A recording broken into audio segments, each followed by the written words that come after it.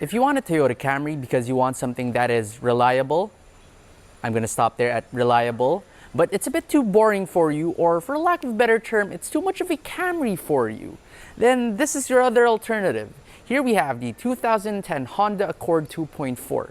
Today I'm going to show you around this car, and I'm also going to give it a test drive, so stay tuned. I'd like to thank today's video sponsor, Aguila Auto Glass. Need replacement glass for your cherished car? Check out Aguila Auto Glass. With 25 convenient branches across Luzon, Aguila Auto Glass is the Philippines' leading automotive glass company. Starting out in 1952, they have over 68 years of experience in serving the automotive industry and carry the most extensive range of car windshields, bus windshields, and glass-related items. If you need glass, call 863 Glass. Let's start with the front of the Honda Accord. Now, compared to a Camry, it's definitely way sportier looking. However, one thing I really find odd with this, see these lines on the hood? Yes, it looks very sporty, but it also looks like a dustpan, where it's like narrow here and widens up here. That's kind of weird and odd for me. Now this grille, it looks pretty much like a Cadillac grille, and these lights are pretty much one of the biggest and longest lights that I've seen as a single piece right here. Down in the bumper, same thing too. It's definitely way sportier than a Camry, and as you move on over to the side, it's the same thing. Now I remember when this car first came out, I remember just how much of a W212 E-Class it looked like. There's definitely that German style styling it has with this line that extends all the way to the back. It's a very nice design, but it's a bit copied from the Germans. Now these tires right here, these are incredibly old. These are like 2014 tires, but they're still surprisingly good. It's still rather comfortable. There's no dry rot whatsoever. These are wrapped in a 225 50/17s. Here at the back of the Accord, just like the side, looks very German, but I'll give you like 2 seconds to think what this looks like. 1, 2, no? The E65 7 Series, the bangle butt era, the pre-facelift. You see it? This one, it looks kind of bad to me. It still looks sporty, but it's kind of off. 7 Series, ugh. Now here, there's no way to open the trunk, at least as far as I know. Comment down below if I am wrong. There's no button right here. You have to either like pull the thing inside or like press the thing on the key. And as you lift this up, you're greeted with this rather big trunk actually. There is a full-size spare tire in here, which is really good. And the size is, as I've said, it's very nice, it's very deep. But there's this weird ridge right there. And what's odd about this car, this is the first car I've ever seen with this. You don't get 60/40 folding rear seats. Instead, you get like 100/0 folding rear seats. So if I just pull this right here, and I move on over to the side, I have to pull the chair from inside, and then that's just one piece right there. Under the hood of the Accord, you have this 2.4 liter inline-4 K24 engine, which produces 177 horsepower and 218 Newton meters of torque. Now you can also get this car with a V6, so I suppose that'll eat up way more engine space. But as it is right here, it looks incredibly tiny for the engine bay. Then also note this battery, it's only a 1 SMF. That's quite small. Here inside the Honda Accord, it's definitely the same thing with the outside, so it's very similar to a Camry, but way sportier. And let's check the out of the door. And it sounds pretty much just like a Camry too. I'll start it up. You don't get push button for this. Fires right up like that. Now first, I just want to note that I have to keep the windows open because this car is extremely tinted. It's very dark. Now in here, the materials, it's a bit similar to a Camry again. So it's just hard touch plastic everywhere. This is a bit of a nice brushed aluminum looking thing, although I assure you it is made out of plastic. More plastic here, plastic trim. This is the only soft touch you get. So that's a bit soft, and you get like some padding here plus some leather, but that's pretty much it. Now here in the center, you have this infotainment screen that is incredibly small. However, even though it looks a bit dated, since this is still from the 2010s, given that it's not one of those big 2-din screens with all those graphics and it's just simple numbers in there and words, it's not as outdated as you would expect it to be. Now the gauges in this car, they're very simple, they're very clean. So RPM, speed, that's pretty much it. Car has 48,845 kilometers on it. It's still quite fresh. Your steering wheel, it's nice. The wrap, there is some peeling already happening though. What's nice about it though is that it is both tilt and telescoping, which for a car at this price point is rather rare.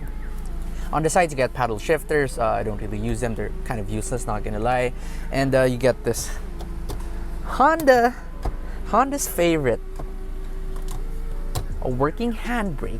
Instead of like in a Camry, you get a foot brake, you can't do like turns with that. Sure, this is a front wheel drive car, but you know, you can always do it should you want to. It's nice to know that.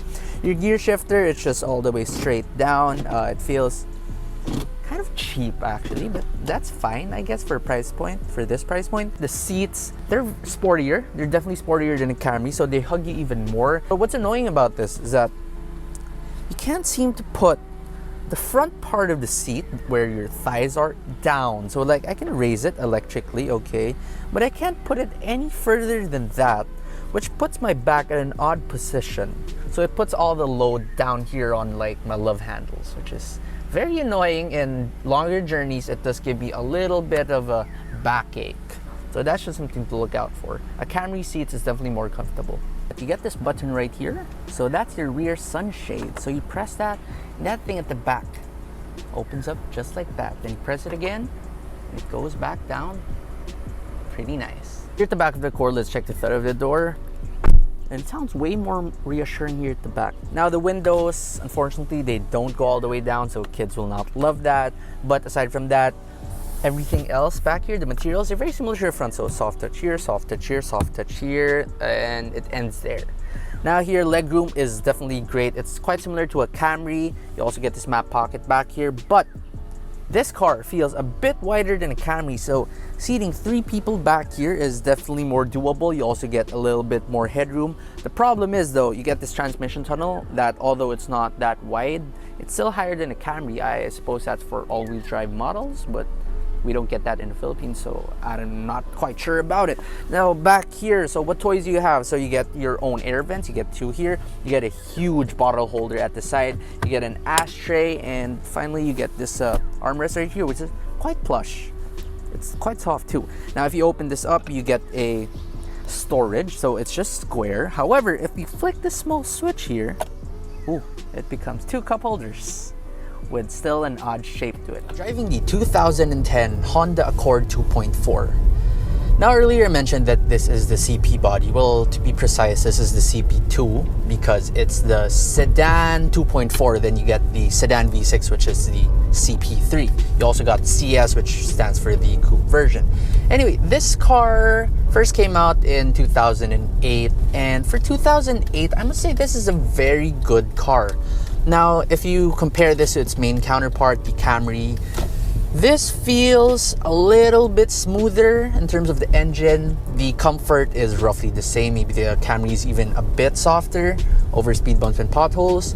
But where this car really excels over the Camry is the handling. Now, the handling of this car is very typical of Honda.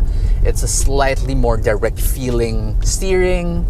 It doesn't exactly give you that much feedback, although yes, the handling is there.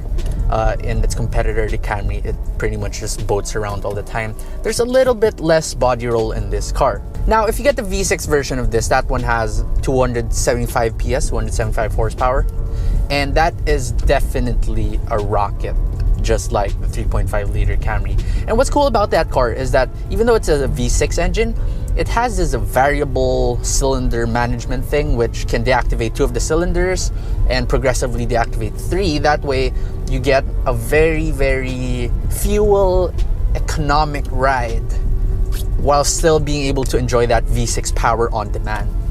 Well, this car only has 177 horsepower, and that may not sound like much for a car this size, but if we accelerate it, I'm flooring it right now, it doesn't really push you back to your seat. But as with most Honda engines, it's a very, very revvy engine, which gives you this rather nice sound. So if you do want to, for some reason, straight pipe this car, I know people who do that, you can, and I'm pretty sure it'll sound good. Let's do it again one more time here.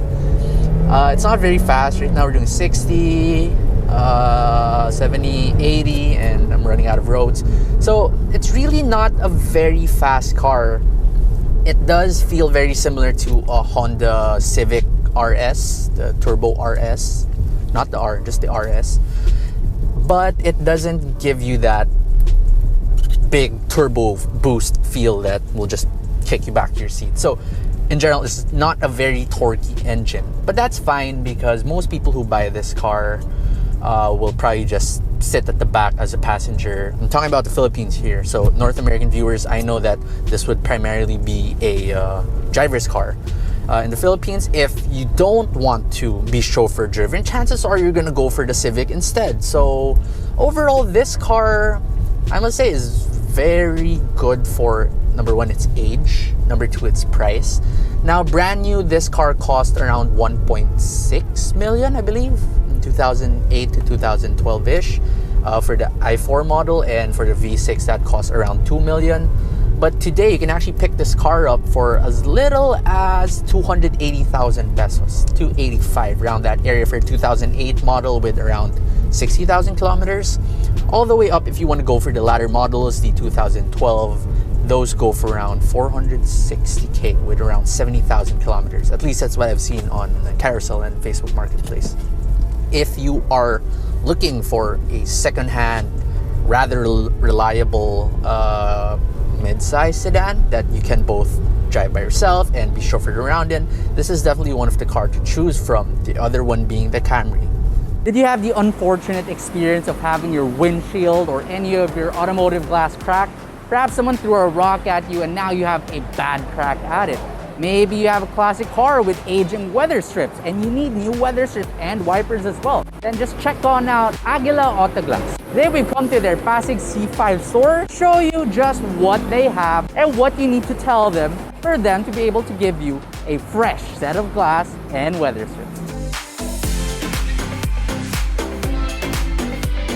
Now we're here with Sir Emil.